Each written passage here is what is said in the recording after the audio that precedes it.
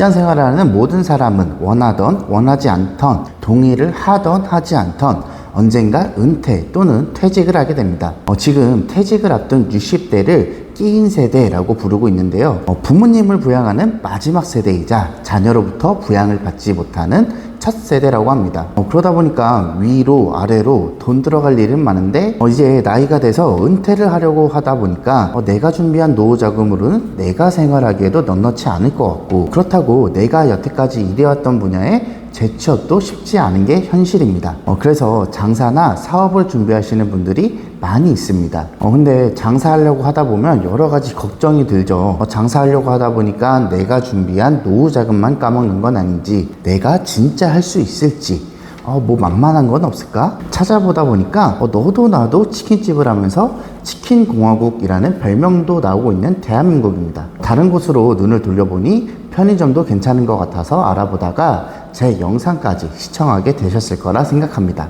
그러면 여러분들의 고민과 걱정을 조금이나마 덜어드리기 위해서 은퇴 또는 퇴직 후에 편의점 창업이 괜찮을지에 대해서 알아보겠습니다. 우선 저에 대해서 말씀드리자면 저는 10년간 대학병원에서 간호사로 근무를 했고, 지금은 퇴사 후에 편의점 사업에 몰두하고 있습니다. 많은 분들이 아시듯이 대학병원 간호사의 업무 강도가 너무 높았고, 내가 이 일을 과연 정년까지 할 수 있을까? 라는 의문도 많았어요. 그래서 미리 좀 퇴사를 준비하고자 투자 공부도 좀 해보고, 그러다 보니까 현금 흐름을 만드는 게 되게 중요할 것 같더라고요. 그래서 회사를 다니면서 할 수 있는 장사가 뭐가 있을까 한번 알아보게 되었고, 그러다가 편의점에 대해서 알게 되었습니다. 편의점을 운영하다 보니까 이 분야를 더 키워보고자 현재는 퇴사를 결정하게 되었습니다. 그리고 저는 지금 6개의 편의점을 운영하고 있어요. 저는 왜 많은 아이템 중에서 편의점을 선택했고 계속 키워나가고자 하고 있을까요? 먼저 투자 비용이 다른 업종보다 낮기 때문입니다. 보통 은퇴 이후에 가장 많이 창업하는 업종, 치킨집, 피자집은 얼마나 들어갈까요? 치킨집 가맹점수 1위는 BBQ라고 하는데, 이 BBQ의 경우 가맹비, 교육비, 보증금, 인테리어, 그 외 기타 비용까지 포함해서 약 9천만 원의 비용이 필요하다고 합니다. 물론 여기에 상가를 얻는 보증금, 권리금은 포함되어 있지 않아요. 피자 가맹점 1위는 피자마루라고 하는데, 피자마루의 경우에는 약 5,400만 원의 비용이 들어갑니다. 여기에도 가게를 얻는 보증금, 권리금은 포함되어 있지 않아요. 최근에 많이 창업하고 계시는 저가 커피 매장의 경우에도 1억 이상은 우습게 들어갑니다. 반면에 편의점은 어떨까요? 제가 예시는 CU를 가지고 왔는데 다른 브랜드 또한 이 금액에서 별반 차이가 나지 않으니까 참고해 주세요. 대략 2,200만 원이면 창업할 수 있습니다. 인테리어의 경우에는 가맹점주가 투자하는 경우가 있는데 이건 되게 특수한 경우로 대부분은 본사에서 지원해 준다고 생각하시면 돼요. 물론 여기에도 점포 보증금과 권리금은 포함되어 있지 않습니다. 제가 편의점을 창업한 두 번째 이유는 바로 빠른 원금 회수 기간이었어요. 첫 번째 이유와 맥락이 비슷한데 아무래도 창업 비용 자체가 높지 않다 보니까 적자만 나지 않는다면 예상 원금 회수 기간이 다른 업종 대비 굉장히 빨랐습니다. 그리고 편의점의 경우에는 본사와 이익을 배분율이라는 형태로 나누는 계약을 하게 되는데 이때 내가 만약에 오픈하고자 하는 곳이 자리가 좋고 예상 매출이 높다면 일시지원금이라는 형태로 현금 지원을 해주기도 합니다. 이 돈은 5년 계약 기간을 채우면 갚지 않아도 되는 돈이에요. 그러다 보니까 자리만 잘 잡는다면 원금 회수가 빠르게 가능할 거라고 판단했고, 실제로 제가 처음 오픈한 편의점은 오픈 2개월 차 정산금을 받을 때 보증금을 포함한 모든 원금을 회수했습니다. 세 번째로는 불황을 타지 않는 업종이기 때문입니다. 불황을 타지 않는다. 제가 처음 편의점을 오픈한 시기는 코로나가 한창 떠오르던 시기로 5인 이상 집합금지 이런 것들 때문에 많은 자영업이 타격을 받던 시기였어요. 근데 편의점은 이 타격에서 예외였습니다. 오히려 혼술 문화가 자리 잡고 집에서 보내는 시간이 많아지면서 편의점의 소비는 증가했어요. 불황이 오게 되면 혼밥, 혼술, 무지출 챌린지 이런 걸로 편의점 상품 매출이 오히려 늘어나고, 경기가 좋아지면 좋아진 대로 매출이 올라가는데 제가 처음 오픈할 때 이런 것까지 염두하고 했던 건 아니긴 하지만 운영을 하면 할수록 경기를 타지 않는 업종이라고 생각하고 있습니다. 네 번째로는 프루토가 다른 업종 대비 굉장히 쉽기 때문입니다. 제가 처음 편의점 창업할 때만 해도 그때 간호사로 병원에서 근무하고 있었어요. 그러다 보니까 처음 창업할 때는 무인 아이템으로 무인 스터디 카페, 아이스크림 할인점, 밀키트 이런 것들 고민 많이 했습니다.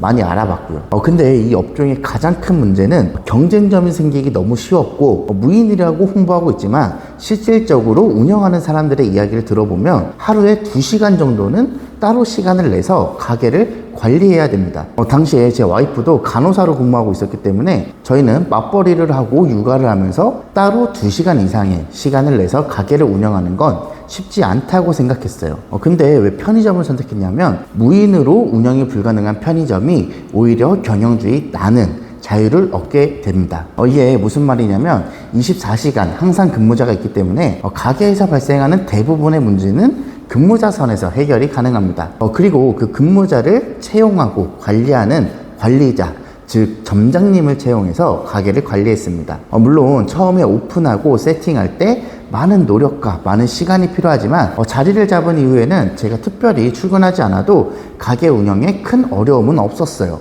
편의점을 창업한 결정적인 5번째 이유는 바로 매출 예상이 그 어떤 업종보다 단순하고 확실했다는 점입니다. 프랜차이즈 창업에 대해서 알아보시고 상담 받아보신 분들은 이런 문구 많이 보시지 않았나요? A 신규 가맹점 1매출 땡땡만원 돌파, 역대급 매출, 역대급 순이익. 근데 내가 오픈하고자 하는 곳도 이런 매출이 가능한 건지, 그 역대급 매출이라는 그 매출이 계속 나올 수 있는지, 주변에 경쟁 업체는 없는지, 내가 매출이 높게 나오면 옆에 경쟁점이 생기고 그러면 내 매출이 떨어지지는 않을지 생각이 많아지게 됩니다. 그런데 편의점은 이 부분에서 내가 미리 알 수 있는 방법들이 굉장히 많았습니다. 우선 편의점은 다른 업종과는 다르게 편의점 브랜드 간 자율 규약을 통해서 일정 거리 내에서는 신규점을 오픈하지 않는다는 규약이 있습니다. 그래서 내가 하루에 200을 팔던 500만 원을 팔던 1000만 원을 팔던 내 점포에서 일정 거리 내에서는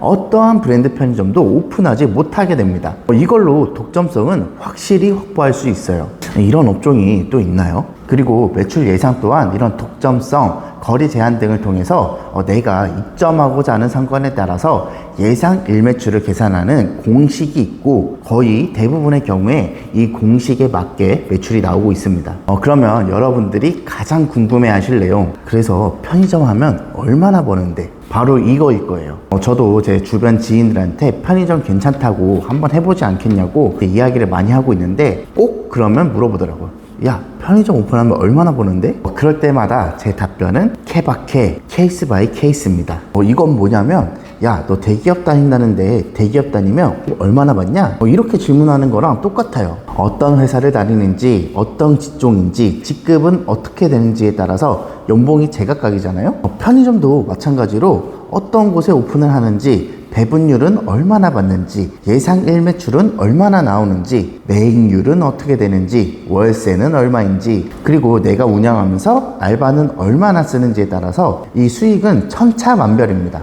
근데 제가 매출은 어느 정도 근접하게 예상이 가능하다고 말씀드렸잖아요. 공식을 통해서. 근데 지출 항목 또한 99% 예측이 가능합니다.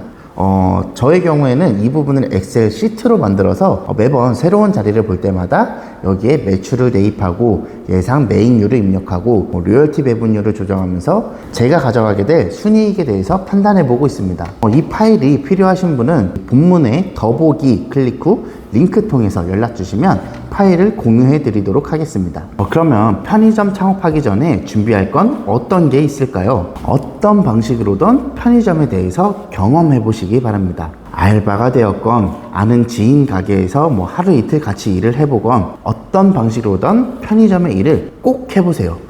주변에 널린 게 편의점이고 편의점에 가보면 사장인지 알바인지 모를 직원은 앉아서 핸드폰만 보고 있고 그러다 보니까 편의점 일이 굉장히 쉬울 거라고 생각하시는 분들이 많더라고요. 제가 점장님을 채용하거나 알바를 채용할 때 어느 정도 나이가 있으신 분들도 면접 볼 때는 자신 있다, 잘할 수 있다 말해놓고 하루 이틀 근무하면은 저 죄송하지만 그만둬야 될 것 같습니다, 못할 것 같아요 하시는 분들 굉장히 많이 있거든요. 그렇기 때문에 꼭 창업 전에 편의점에서 근무해 보시기 바랍니다. 퇴직이나 은퇴를 앞두고 창업을 준비 중이신 분들에게 드리고 싶은 말씀이 있어요. 준비가 되지 않았다면 섣불리 퇴직을 하지 마세요. 갑작스러운 정리해고 상황이나 이런 거라면 어쩔 수 없지만 은퇴나 퇴직 시기를 조정 가능하신 분이라면 차라리 회사 다닐 때 먼저 창업을 해보고 자리 잡는 시간을 가지시는 걸 추천드립니다. 아마도 은퇴 후에 창업을 생각하시는 분들은 그래도 지금 내가 받고 있는 월급 정도는 벌고 싶은 분들이 많이 계실 겁니다.